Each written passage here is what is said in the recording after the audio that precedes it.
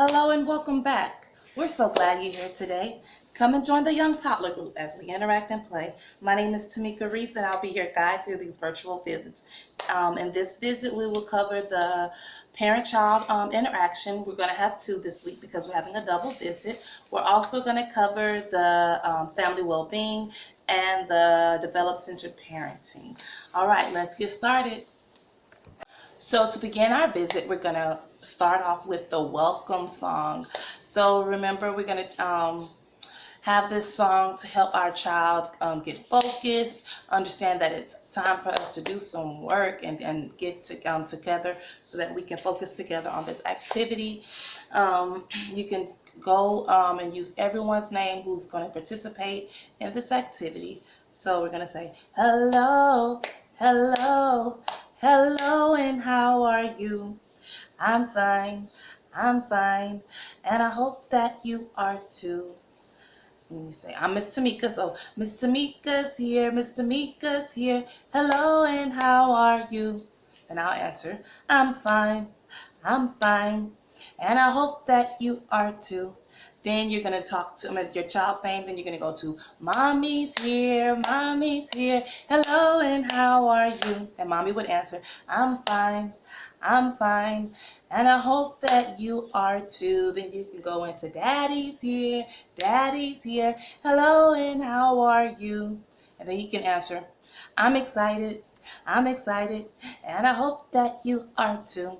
So then you can go through all the, if you want to, you can talk about the different emotions. So you can be like, hey, can you show me a happy face? Can you show me a sad face? Say, I'm sad, and I hope that you are not. So then just using that'll be a good way to kind of talk about the different social the emotions that your child can feel, so that can kind of help them label their emotions later on. All right.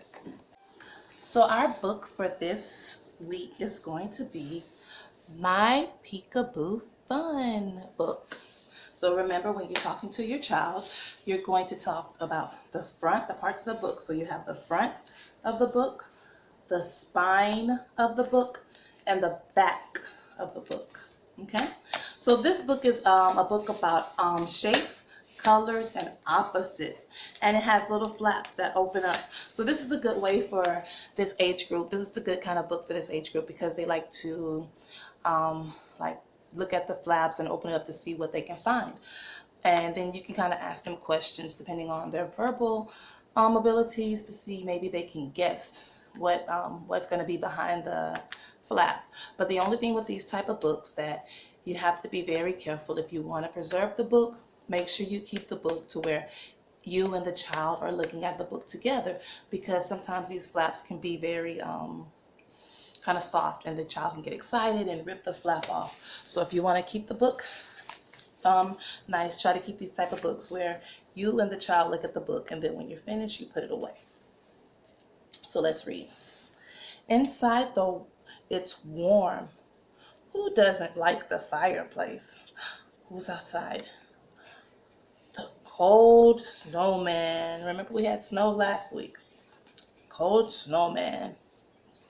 All right, let's turn the page. Who is awake when we are asleep? Who do you think it is? The wise owl. Look at the owl. And if you see, there's vocabulary words on here so that you can kind of give your child the different language, the different words to use. The turtle is too slow to win the race. Who arrives first? Who do you think is first in this race? The fast rabbit. Who is hiding behind the big gray cloud? What do you think is behind this cloud? The smiling sun. Wow.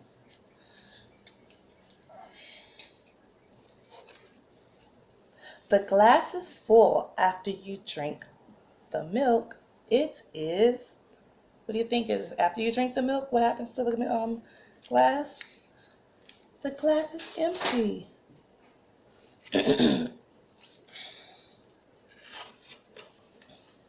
The elephant is sitting on the little chair. Who's sitting on the big chair? Who do we think is on the big chair?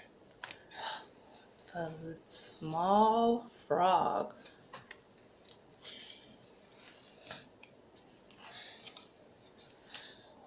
What do we eat today? What do you think we're going to eat?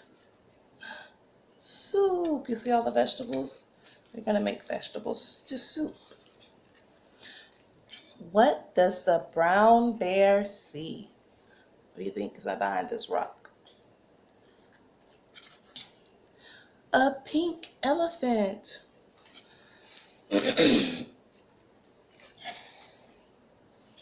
When the green cactus loves to stand with its feet in dry ground.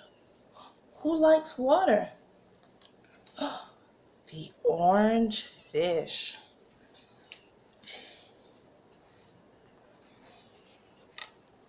The pink flamingo has short legs. Has long legs? I apologize. They have long legs. Who has short legs? What do you think it is? The gray mouse. Look at those little legs.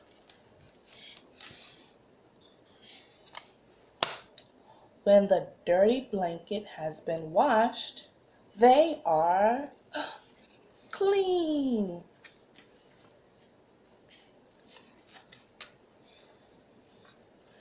What is lying in the picnic basket next to the purple grapes?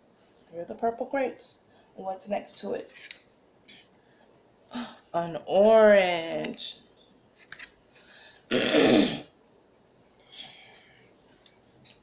Bananas are curved. What is straight? The ruler. The end. I hope you enjoyed this book. So for our parent-child interaction, our first activity is going to be march to the drummer. March, rocking, and swaying. So for this activity, you're only going to need you and your child. So when you're doing this activity, you're going to be supporting your child's social and emotional skills. So your child likes to be independent and do things for themselves. Depending on your child's temperament, they may need to build confidence about new sensations. So your child can move to music, the music beat, and match the beat to her steps. So using both, when they're doing that, they're using both sides of their brains. So when they're moving to the beat and marching, like matching their beats to their steps, they're actually using both sides, their left and their right side of their brain. So, and also when you're doing this, you're supporting your child's motor skills. So your child is learning to be a proficient walker. Balancing is a new motion, and it adds challenges to your child. So you when you're doing this activity, you help your child with their motor abilities.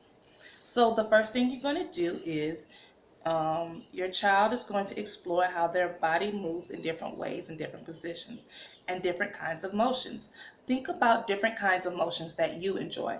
So it could be swinging on the playground, marching up the steps, swaying on a hammock, rocking in a chair, walking on like a swing bridge, or it could be something like floating on a blow-up raft, bouncing on a trampoline, jumping over a rope, or coasting on a bike. So these are some type of motions that you might enjoy. So these are just different ideas of emotions. So encourage your child to experiment new motions and observe your child how they approach these new activities. So while you're at home, maybe you can put on some music and then you can see how your child is going to march, march, march, march. And then maybe you could do like the shoulders, shoulders, shoulders, shoulders, shoulders. Or you could do wave your hands, hands, hands, hands. So these are some of the different motions that you can do, but then try to see if your child can do it to the beat of the music. So you're going to observe your child's approach to new activities. Does your child hold your hand, or does your child want to try to do it all by themselves? So this is kind of for you to understand your child's temperament so you can be able to adjust how you approach new things. So if your child is doing something new, are they going to be right there next to you kind of like nervous or not going to say intimidated, but looking for you for that assurance that it's okay to do it? Or does your child just dive right in and just go ahead and do just they're up for they're willing to just go ahead and try anything? So just observe your child and how they react to these new activities. And then you can make up a song. So rather than cutting on music, you can make up your own song to match the motions of what your child is doing. So you can be like, Tamika is swaying, back and forth, back and forth. So then you can make up a song talking about the different motions. Or you can say, we are marching, we are marching around the room. So different things like that, and talking about the different motions that you're using. So when you're doing this activity, your parenting behavior is designing and guiding. So when you repeat the same tune each time you march, or a different tune when you're swaying, and another tune when you're rocking, your child is anticipating the activity. So you're helping your child to anticipate what kind of change you're going to make when you're doing this activity with your child. So remember, when you do this activity, you're going to look on the back of the form, on the back of your activity page, and you're going to talk about what you noticed about your child while you're doing this activity, and also what you notice about yourself. So for you to continue on this activity, you're going to use familiar tunes to make up new songs to sing as you move. So you can use a song like Roll, Roll, Roll Your Boat, or When Johnny Comes Marching Home Again. I don't know that one. And then, or like The Farmer in the Dell, The Farmer in the Dell. So you can use those different tunes to make up a song going according to the movement that you're using. So that's just a way for you to extend this activity as you continue on through the week working with your child.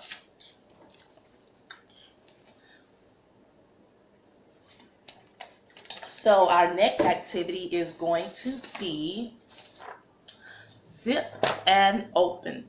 So using finger control and small muscles. So with this one, you're going to need maybe like a large cosmetic bag or a zipper tote. Let's see, I have one over here. Let me get it. So like a bag like this. This you see this one, it has like a zipper. You can, or maybe like a tote that you have that has a zipper on it. Or maybe if you don't have anything like that, I also have this jacket here that has the zipper.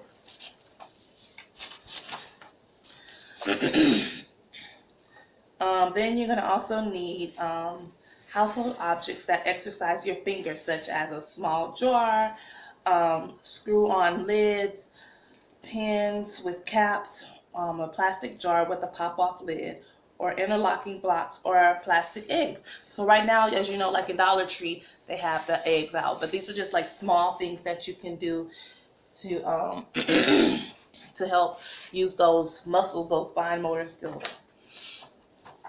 So with this activity, like I just said, you're going to be supporting your child's motor skills. So you're gonna, your child is gonna be using their hands to unzip and zip. So he's gonna need to use one hand to hold the object and another hand to pull with his fingers. So understanding how to hold and then pull, those two different operation movements that they're doing with each hand. And then you're going to be using your motor skills when you're going to open the jar. It helps enhance the rotation control of your forearm. So then when you're screwing, that's that rotation control of your forearm. These muscles and skills are used in writing, so that you see how your wrist, that rotation, when you're writing, that's going to help build, doing these type of activities help build those skills so that later on those muscles can be built, and it'll help make sure that their writing made the longevity, because once you get older, they're going to have to learn how to write in school, and so they're being able to write, and then actually they're holding the pencil and actually writing in a good controlled on the paper. So also when they're zipping and unzipping exercise, children are using their pincher grasp. So this is your pincher grasp. So they're using that in order to hold and to pull. So that also helps build those fine motor skills. So a safety tip. Check for choking hazards when using paper. So when you can use a paper towel tube. So if something fits inside of a paper towel tube, your child be likely to be able to choke on it. So as your child get older, they're less likely to put small things in their mouth, but you still need to continue to supervise them while they play. Beware of jars and bottles that your child can open. So if your child is able to open certain jars and bottles, so make sure you're mindful when you're giving your child the different containers, that if your child is able to open this container, don't put anything that you don't want them to get into in that type of container, because they might be able to open it later. So maybe like your water bottle. If you don't want your child to be able to know how to open this up yet, go ahead. I wouldn't recommend that you use this type of material for your child to explore with this activity, because you don't want them to later on be able to go under the cabinet and open up something and get into some into some poison. Okay. So what you're going to do is you're going to gather the objects and place them in a tote bag. Show your child the tote bag and demonstrate how to unzip it. So you're going to get all your items and put them in, maybe not something this small, but a bigger tote bag if you have one. And so maybe like all your containers with the lids, or the jars with the lids, or the pop-off tops. You can put them all in the bag and then have your child demonstrate how to unzip it. So then you're going to explore together with your child. Zipping and unzipping, taking an object out of the bag and zipping it back up, showing your child how to open each object. So you're going to take off the lid and then you're going to put it back on. Then you're going to allow your child to play as long as their child is interested. When he is done, zip everything back into the tote bag and save it for another day. Or maybe if you need it back in your kitchen, put it back in your kitchen. So that's what you're going to do. So it's up to you how you want to do it. So maybe you can use like a water bottle, or there's other containers that have screw-on lids. I know Rubbermaid makes some containers that have screw-on lids, or the kind that you could just kind of pop off the like the Glade material. Sorry, my throat. The Glade containers that you can use, and then you're gonna have your child show them, do different sizes so that they can it can help them figure out, okay, this top is too big for this one, it won't close, or this top is too little, it goes straight into the container. So I would recommend you to use different size containers, maybe 2 or 3 different size containers, to see how your child is going to be able to explore with opening and closing. And then see if your child is able to understand how you have to hold this at the top and pull it down, and hold it again and pull it. So see if they're able to know how to zip it, to hold and zip.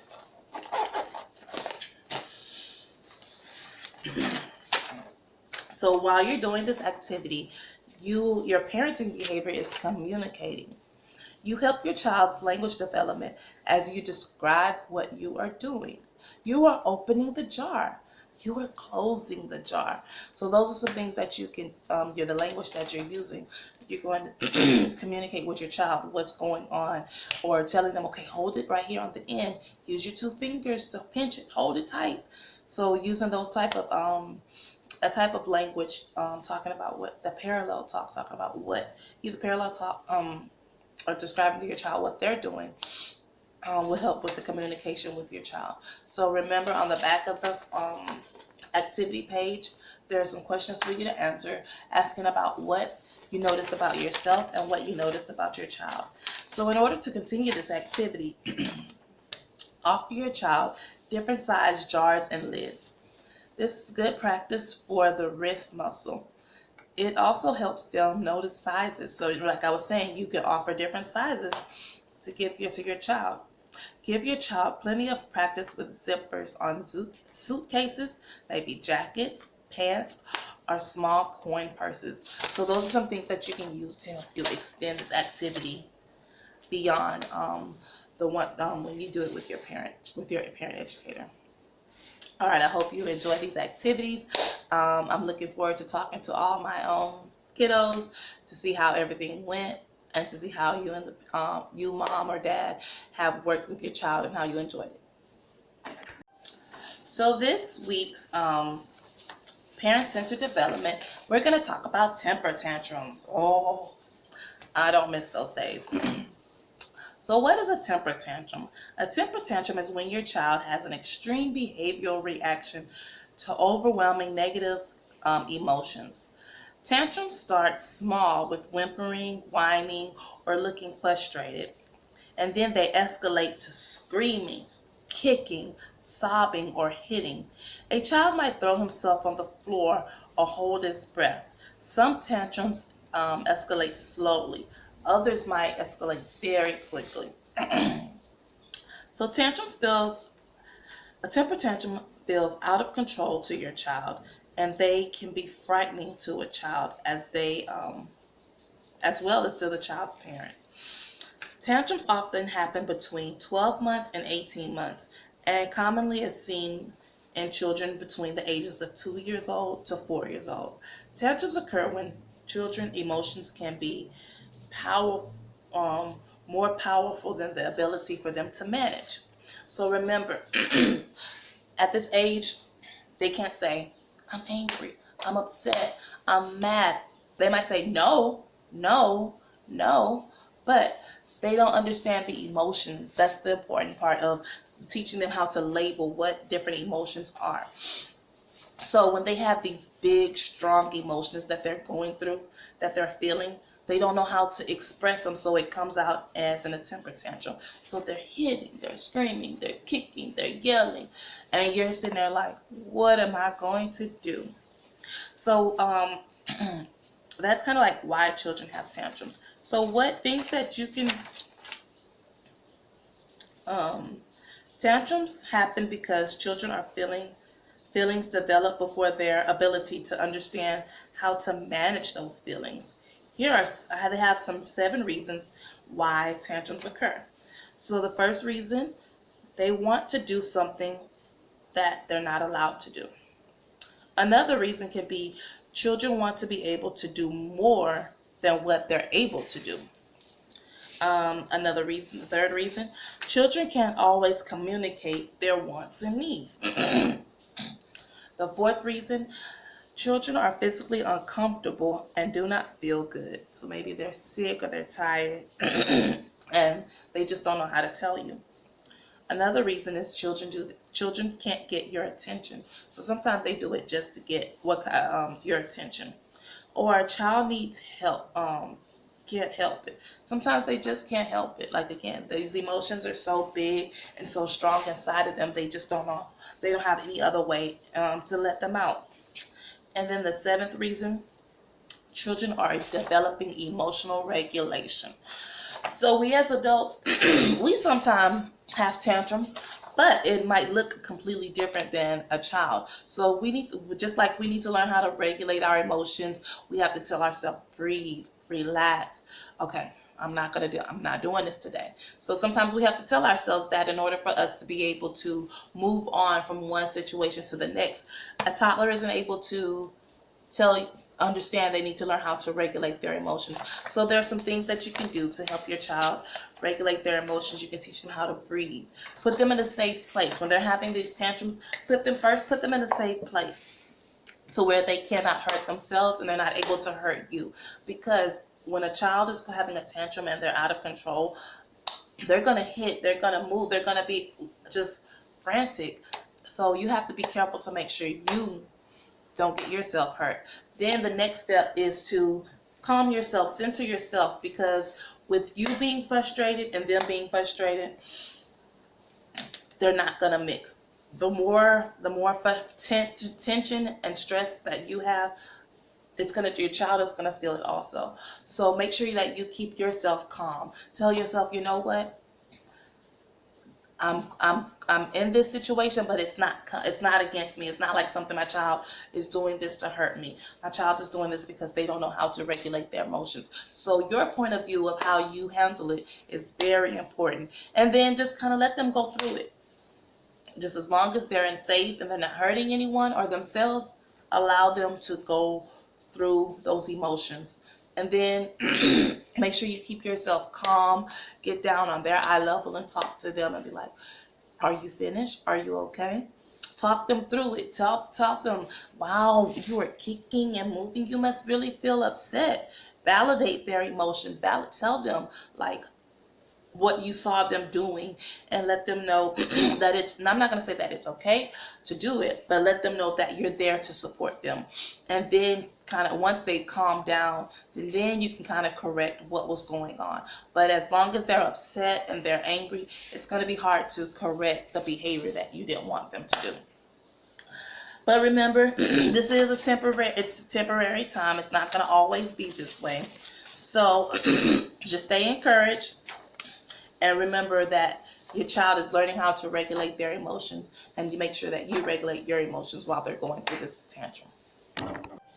So the family well-being for this week is entitled Safety and Injury Prevention. So this is talking about prevention for young children. So what prevention for young children is making sure that your child is safe, in a safe place to grow and learn. Protecting your child from danger, teaching your child what to do to be safe. So teaching them things like don't touch the stove, making sure that your environment in your home has different preventative measures so that they don't hurt themselves. So thinking about the furniture and how you place it, maybe to making sure that the shelving that you have in your house are to where if they can't climb it, or your television is secured, so if they do bump or knock into something, it doesn't fall over on them. Making sure like if your end table has like these sharp corners, that they're covered, covering the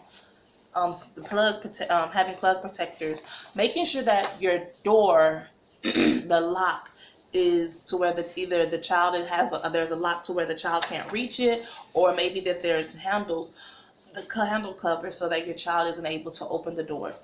So these are different things that you can do to make sure that you are keeping your child safe. Children like to explore, and they need to explore, but you need to make sure that the places that they explore are safe to play. And adults watch and listen so that they can prevent any injuries that before they happen. So it's important for you to keep your ears open to what's going on. If your children are playing in another room, listen to the conversations that are going on. Listen for the cry. Don't wait till it's like, ah! No, listen to some of the things that they're doing. If you 9 times out of 10, if you hear children quiet too long, they're doing something they're not supposed to be doing. And then also give them opportunities to practice new safe skills. So that means maybe giving them opportunity to ride a bike, get on a scooter, or going to the playground and being able to climb the structure, giving them those opportunities to take those kind of risks, but keeping them in making sure they're safe. So things that you can do is making sure you have a helmet for your child when they're riding a bike, maybe some elbow pads or knee pads. So things that you can do at home to help your child is keep all medicine, cleaning, and harmful products away from children. So use cabinet locks and electrical socket covers. Use safety gates on stairs. Use cribs with fixed sides rather than drop sides. Keep cribs away from windows and the cords that are on your blind. Put babies to sleep on their back in the crib with with no blankets, no pillows or bumpers, because those can also be like hazards. As they get older, around this age, they should be able to, if they're able to turn over themselves and they understand that's different. But when they're like infants, make sure that you put your baby to sleep on their back. Safe sleep is on your back. And then also keeping children away from hot foods and liquids. Making sure when you're cooking to turn your pot handles into the stove, inside of the stove, so that if they come by and accidentally try to touch it or bump it, it'll keep them safe. Making sure your water heater is at a safe temperature, so that temperature is like 102 but 120 degrees or less. So maybe when they're washing their hands, they might go wash their hands. You don't want them to scald themselves with hot water, or maybe they're just playing around and they cut on the tub. If your water heater is set up too hot, it can scold them. So keep children away from heaters and fires. Have smoke detectors on every floor and replace batteries in spring and fall. So make sure you check those batteries in your smoke detector. Carbon monoxide detectors, having those in your home are very helpful. You can check with with your local fire station to see if they can help you find smoke alarm or carbon monoxide detectors. So that's something I didn't know. So maybe your local fire department, if you don't have it, you can see if they can help you find it.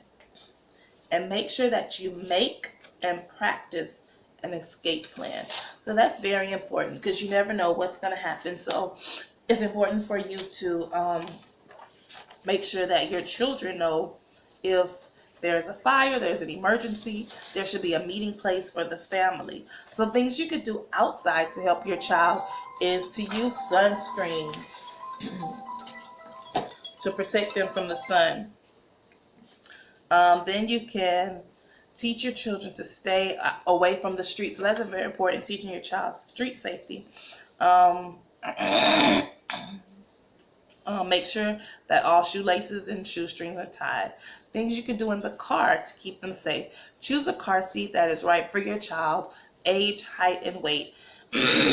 Then you can choose the seat that fits in your car. Make sure that it's in correctly. Never leave your child in a car alone without an adult. And teach your children that vehicles are never a safe place to play.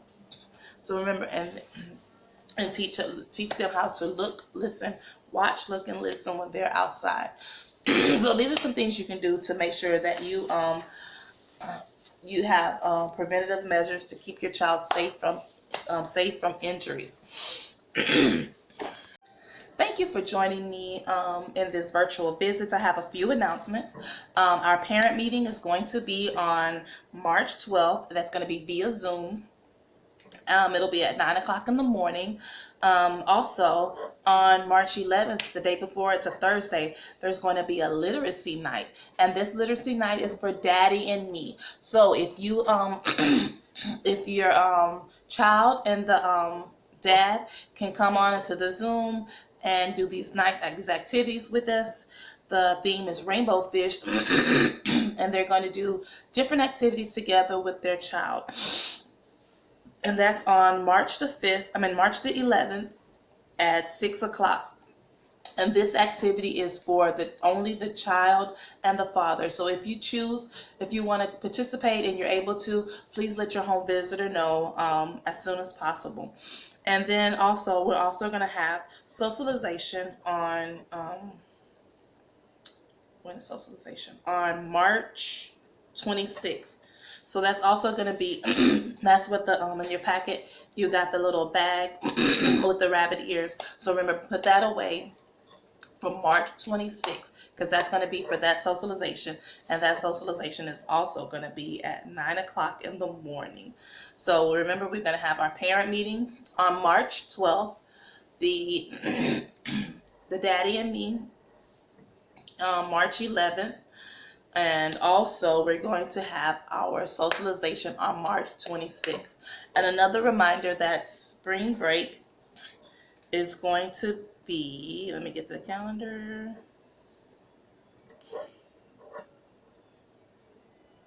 From March 15th to March 19th. So that, remember, there's going to be no virtual visit during that week. That'll be spring break.